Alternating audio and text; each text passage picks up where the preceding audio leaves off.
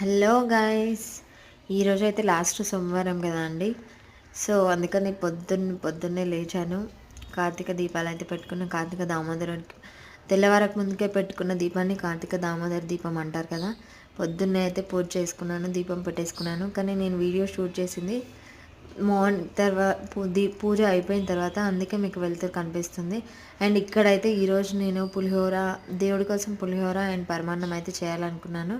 అందుకోసం అని ఇక్కడ రైస్ పెట్టుకున్నాను అండ్ పక్కన పరమాన్నం అయితే వండుకుంటున్నాను. రైస్ ఉడికిపోయిందండి. ఇక్కడైతే పులిహోర పోపు చేసుకుంటున్నాను.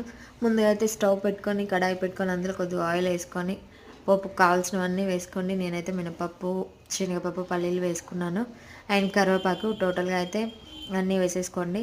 చక్కగా ఫ్రై చేసుకొని ఇదంతా మగ్గిపోయిన తర్వాత పులిహోర అయితే కలుపుకోండి. అండ్ ఇక్కడ పరమాన్నం కూడా రెడీ అయిపోయింది. చూడండి, దేవుడికి అయితే ఎక్కిచ్చేసాను ప్రసాదం. Thank you for